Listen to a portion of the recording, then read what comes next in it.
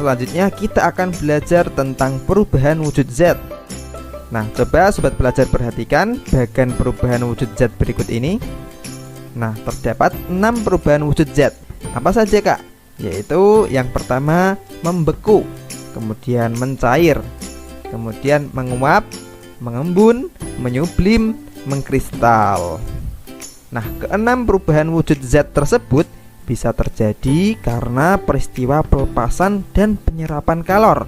Nah, perubahan wujud zat terjadi ketika titik suhu tertentu tercapai oleh senyawa zat tersebut. Nah, jadi misalnya nih, air untuk menjadi padat maka harus mencapai titik bekunya, dan air menjadi gas harus mencapai titik didihnya. Nah, jadi perubahan wujud zat itu terjadi ketika titik suhu tertentu tercapai oleh senyawa zat tersebut. Bisa dipahami ya? Oke, biar lebih jelas, yuk kita cari tahu satu persatu dan apa saja contoh yang bisa kita temui dalam kehidupan sehari-hari. Oke, yang pertama yaitu membeku. Nah, membeku adalah perubahan wujud zat cair menjadi padat. Sekali lagi, membeku itu dari zat cair menjadi padat. Nah, contohnya apa, Kak? Contohnya yaitu air yang dimasukkan ke dalam freezer maka akan menjadi padat atau menjadi es batu. Nah, perubahan ini terjadi karena adanya pengaruh suhu yang rendah, yaitu pendinginan. Oke, next, yang kedua yaitu mencair. Mencair adalah perubahan wujud zat padat menjadi cair. Sekali lagi, zat padat menjadi cair. Itu yang dinamakan mencair. Padat jadi cair, gitu ya. Nah, contohnya yaitu es yang didiamkan di ruang terbuka maka akan mencair. Jadi kebalikan dari membeku ya.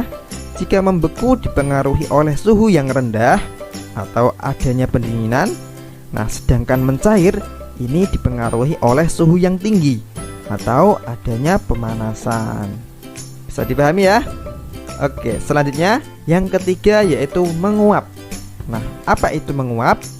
Menguap adalah perubahan wujud zat cair menjadi gas. Nah, diingat-ingat ya, menguap yaitu perubahan dari zat cair menjadi gas. Oke, contohnya yaitu air saat dipanaskan di atas kompor maka akan mendidih dan mengeluarkan uap dari air tersebut. Nah, proses itulah yang disebut proses penguapan. Kemudian selanjutnya yaitu yang keempat, mengembun. Apa itu mengembun? Nah, mengembun adalah perubahan wujud dari zat gas menjadi air. Nah, jadi kebalikan dari menguap ya. Kalau menguap tadi perubahan dari zat cair menjadi gas. Nah, sedangkan mengembun itu dari zat gas menjadi air. Nah, contohnya yaitu uap air menjadi air. Nah, jika uap air yang keluar dari air mendidih kita tampung dengan tutup panci, maka uap-uap tersebut akan mengembun dan menjadi titik-titik air. Nah, itulah yang disebut proses mengembun. Nah, contoh lainnya yaitu misalnya kita minum es teh di gelas, maka lama-kelamaan di dinding luar gelas tersebut akan muncul titik-titik air. Nah, itu juga termasuk salah satu peristiwa mengembun. Oke, next, yang kelima yaitu menyublim. Nah, apa itu menyublim? Menyublim adalah perubahan wujud zat padat menjadi gas. Sekali lagi, padat menjadi gas. Itu namanya menyublim. Nah, contoh dari peristiwa menyublim apa, Kak? Nah, contohnya yaitu kamper atau kapur barus yang dibiarkan dalam lemari lama-kelamaan akan habis. Nah, hal itu karena kapur barus tersebut mendapat energi panas sehingga kapur barus tersebut menjadi gas. Oke, bisa dipahami ya? Selanjutnya yaitu yang keenam, yang terakhir ya, yaitu mengkristal. Nah, apa itu mengkristal? Mengkristal adalah perubahan wujud zat gas menjadi padat.